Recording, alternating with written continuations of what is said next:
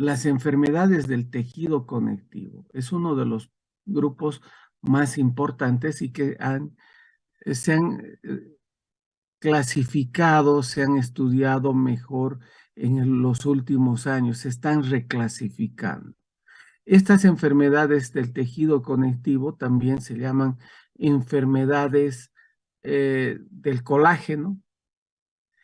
También cuando hablábamos de inmunología, dentro de la clasificación inmunológica, están como enfermedades autoinmunes órgano no específicas. Actualmente hay una tendencia a llamarlas como enfermedades enfermedades autoinmunes autoinmunes inflamatorias sistémicas, ¿ya? Entonces, estas son las enfermedades del tejido conectivo o enfermedades autoinmunes inflamatorias sistémicas. Ese es como el último nombre que se les está dando. ¿Cuáles son estas? La más pleomórfica, les decía, es el lupus eritematoso sistémico. Acá acá el mecanismo es un mecanismo autoinmune. El mecanismo de estas enfermedades es el mecanismo es el sistema o el sistema que está dañado es el sistema inmune adaptativo. Y hay diferentes mecanismos de daño que son de hipersensibilidad, tipo 1, tipo 2, tipo 3, tipo 4A, tipo 4B, tipo 4C, etcétera, etcétera. Eso ya les he explicado. Acá, por ejemplo, está el lupus, les decía, cuya hipersensibilidad, como vamos a ver, mecanismo de daño y de hipersensibilidad es el tipo 3 principalmente. Tenemos, por ejemplo, la artritis reumatoide, que en otras clasificaciones es un capítulo aparte, pero acá ahora ya la clasifican dentro de las enfermedades autoinmunes sistémicas inflamatorias. Están también las vasculitis, que antes eran clasificadas como un capítulo aparte. Están las dermatomiositis o las miopatías inflamatorias. Están las miopatías inflamatorias. Está la esclerosis sistémica, que son el síndrome de Sjögren o Sjögren. Estas son las más importantes. Hay varias más, la policondritis recidivante, etcétera, etcétera. ¿Ya? Entonces, acá estas son las más representativas de las enfermedades autoinmunes sistémicas inflamatorias, ¿verdad? El segundo grupo están las espondiloartritis. Acá, en la primera, en todas las enfermedades autoinmunes, en todo lo que es autoinmunidad, siempre hay una base genética predisponente, por si acaso, ¿ya? Acá en las espondiloartritis también hay una base genética predisponente. El principal gen implicado es el HLA-B27 en las espondiloartritis. Antes se llamaban espondiloartropatías, antes se llamaban también artritis seronegativas. Acá también, todas estas vamos a ir hablando una, por si acaso, ¿ya? En las espondiloartritis o artritis seronegativas están, por ejemplo, la espondilitis anquilosante, o ahora se llama espondiloartritis axial. Está la forma radiológica, no radiológica, y están las espondiloartritis periféricas. Las periféricas con compromiso axial, sin compromiso axial, y dentro de estas están la psoriásica, las reactivas, como ahí está el Reiter.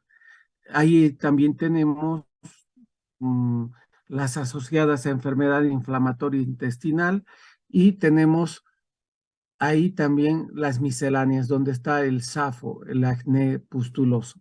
Entonces, este es otro grupo grande. Estas tienen un mecanismo también en parte autoinmune y en parte autoinflamatorio. Por ejemplo, algunas de estas tienen autoinflamación, por ejemplo, la artritis asociada a enfermedad inflamatoria intestinal, por ejemplo, el Crohn, tienen una parte autoinmune y una parte autoinflamatoria. ¿Les queda claro? ¿Se acuerdan? Ya hemos hablado de lo que es autoinmune y qué es autoinflamación.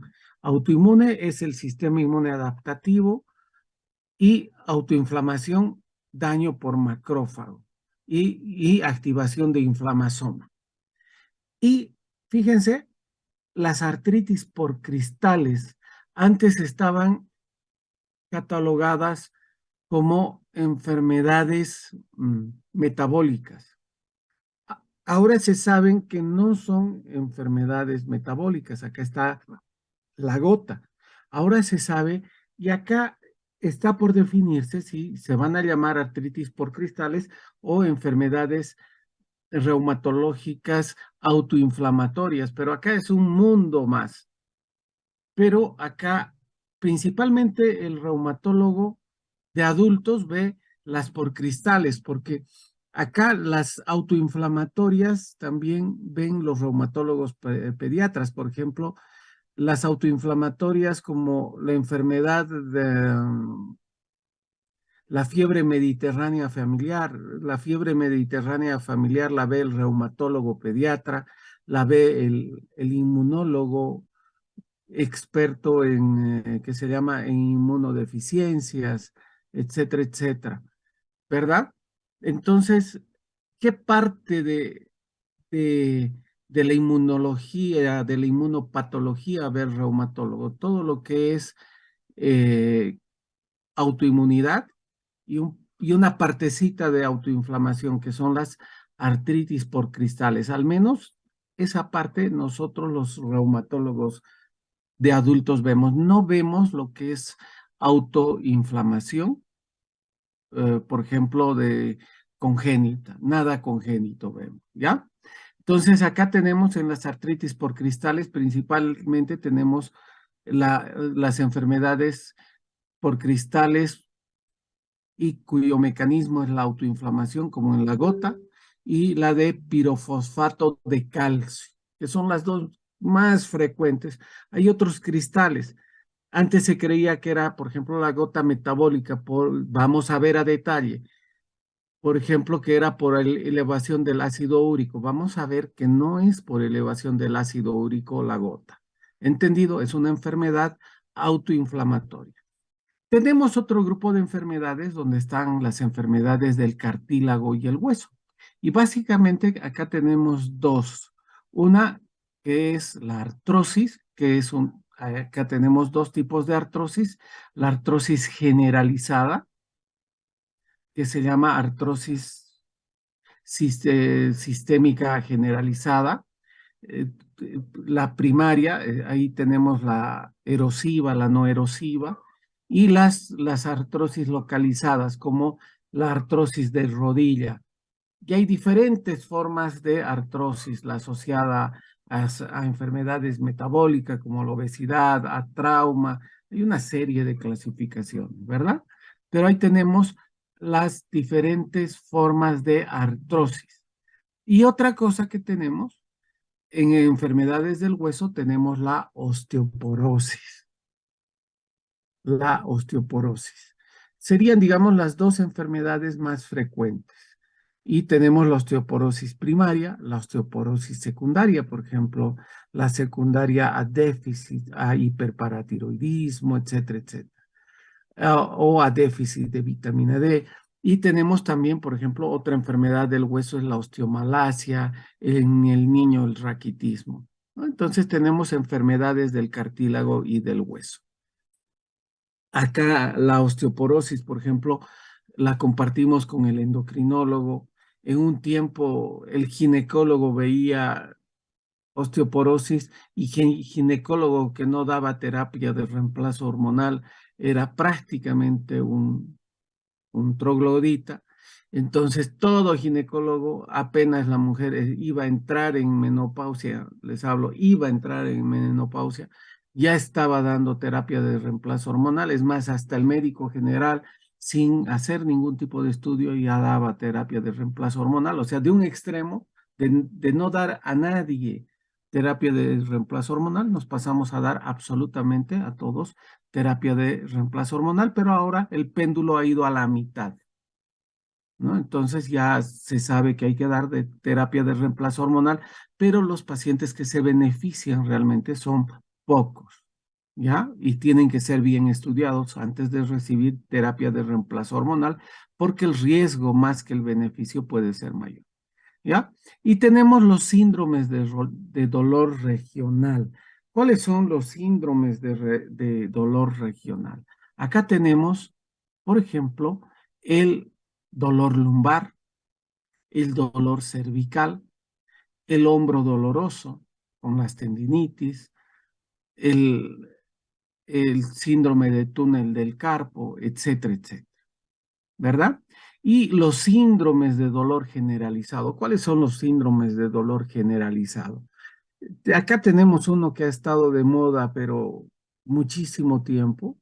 Por suerte ahora otra vez el péndulo está yendo hacia el medio y ya no se diagnostica como se estaba diagnosticando a todo el mundo de fibromialgia, ¿no? Acá tenemos el síndrome del dolor generalizado. Hay varios síndromes de dolor generalizado, como la fibromialgia, la fatiga crónica. Vamos a hablar también de esas patologías. Entonces, cuando hablemos de alguna enfermedad reumatológica, ustedes dicen, ah, no, esta es una enfermedad autoinmune, inflamatoria, sistémica o antes llamada enfermedad del tejido conectivo. Este es un loop. Oh, ah, no, esta es una artritis, espondiloartritis. Antes se llamaba espondiloartropatía o artritis cero negativa. Y vamos a hablar, van a saber. Ah, no, esta es una artritis por cristales y esto es un mecanismo de daño autoinflamatorio. Ah, no, esta es una enfermedad del cartílago y el hueso. Esto es una artrosis. Ya es solo una artrosis localizada a nivel de la rodilla. O no, esto es una osteoporosis. O este es un síndrome regional de tejido blando. O esto es un síndrome de dolor regional que es, no sé, un dolor lumbar. ¿Ya? Oh, no, este es un dolor generalizado, este es una fibromialgia. Ahora, por ejemplo, un dolor regional, como el dolor lumbar, puede ser secundario a una espondilitis anquilosante, etcétera, etcétera. O, por ejemplo, un, un hipotiroidismo puede producir dolor generalizado o una artritis reumatoide puede combinarse con fibromialgia. Y las famosas misceláneas, como las enfermedades congénitas, como por ejemplo los síndromes de hiperlaxitud, como el Ehlers-Danlos, el Marfan, las enfermedades por depósito, por ejemplo la amiloidosis, o las enfermedades infecciosas que nosotros las diagnosticamos, nos las mandan y diagnosticamos, por ejemplo, la artritis séptica de rodilla o una poliartritis séptica y nosotros tenemos que mandarla a resolver por el traumatólogo y otras misceláneas como por ejemplo las artritis asociadas a enfermedades sistémicas como la artritis asociada a, no sé, a diabetes, donde tenemos la artropatía asociada a diabetes, la mano diabética. Entendido, esta es la clasificación de las enfermedades reumatológicas. Entendido, muchachos. Carla. Cierto. Entonces, ahora bien, otra cosa que tenemos que saber es cuando uno ve un paciente con artritis, rápidamente tiene que ver qué está pasando.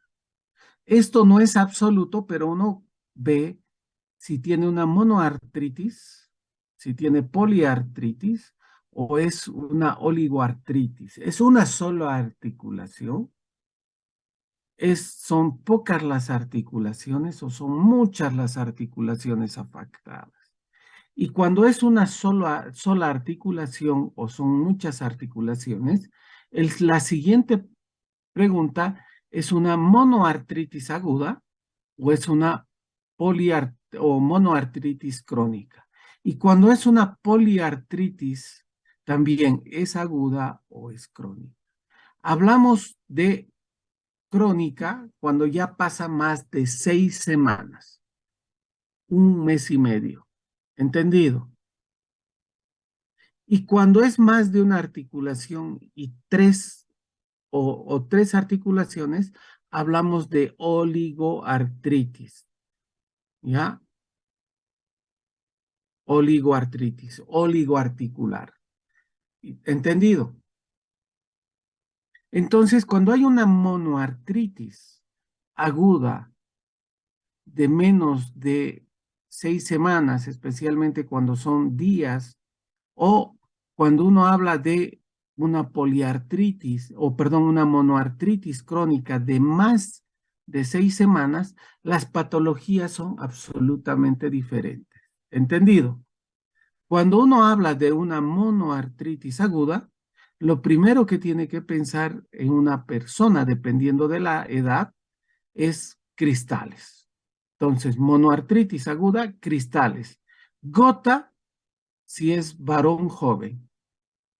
Condrocalcinosis o artritis por pirofosfato de calcio, especialmente si es mujer mayor. ¿Entendido? Si es una monoartritis aguda, ¿ya? Con signos muy inflamatorios, también ¿qué tenemos que pensar?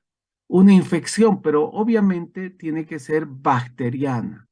Estafilococo y estreptococo son las bacterias más frecuentemente implicadas. Eso no significa que no pueda ser, por ejemplo, una bacteria gram negativa, como una, no sé, una Escherichia coli.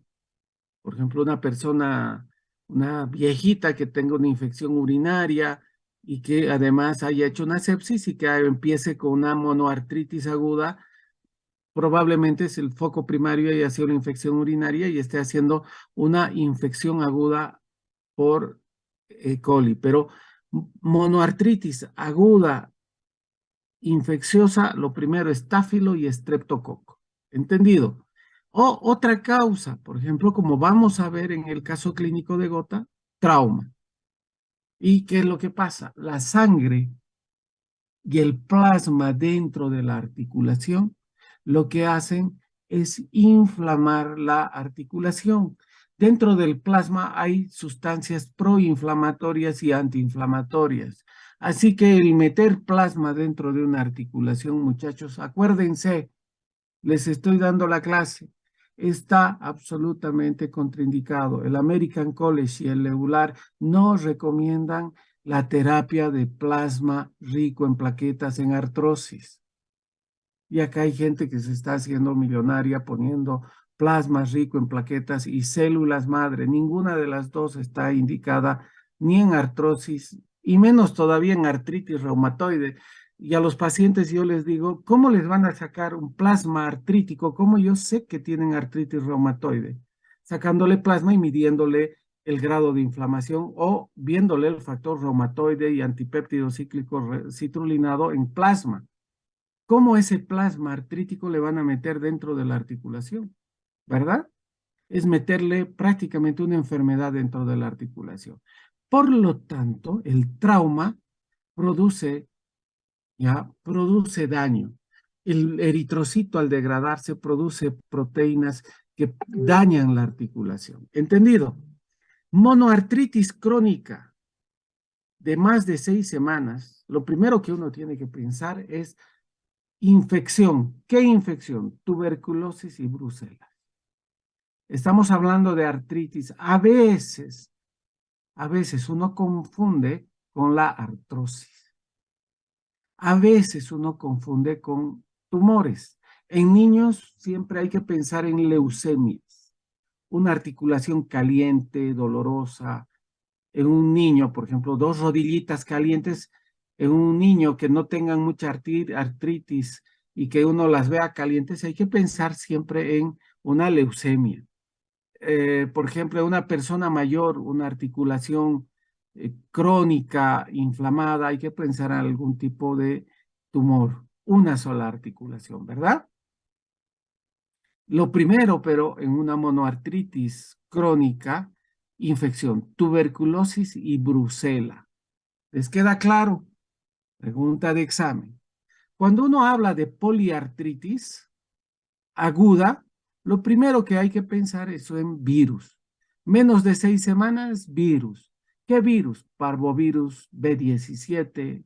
En esta época estamos entrando al dengue, chikungunya, el mismo resfrío a uno le produce dolores musculares, mialgias, artralgias.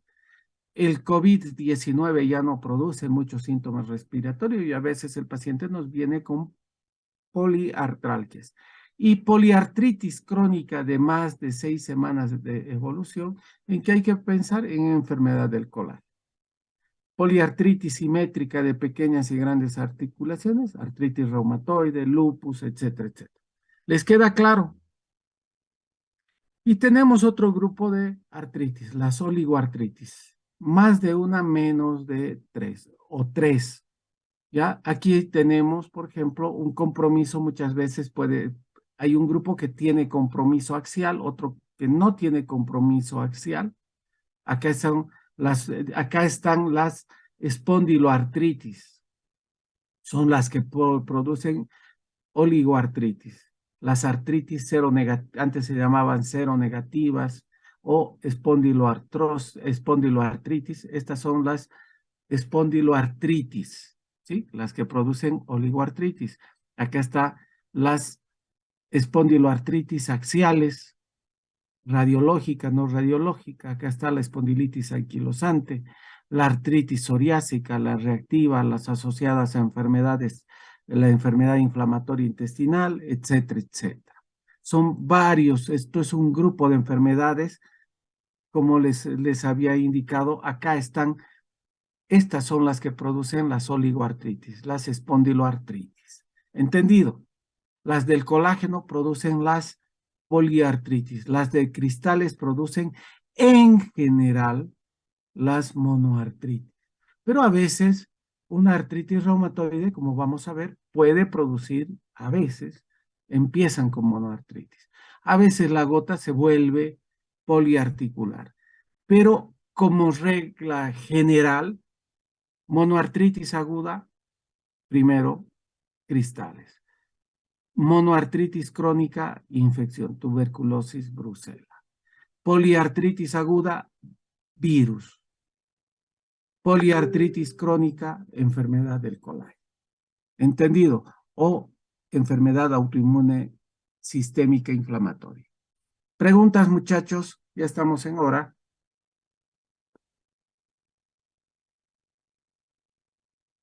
¿Algo más, Carla? No, doctor, ¿se entendió? Muchas gracias. El lunes ya empezamos con enfermedades autoinmunes inflamatorias. A ver, vamos a hablar de lupus, artritis reumatoide, vasculitis, básicamente esas tres, Sjögren. Vamos a hablar un poquito de síndrome de Sjögren. Toda la próxima semana, después hablamos de gota, después hablamos un poco de lo que es dolor lumbar, también vamos a hablar de miopatías, vamos a hablar de todo en general. Ya tenemos 2 semanas y un poquito más. Entonces, moriremos en el intento, no importa, con la madrugada. ¿Verdad? Un gusto, muchachos. Gracias. Gracias, doctor. Hasta luego, doctor.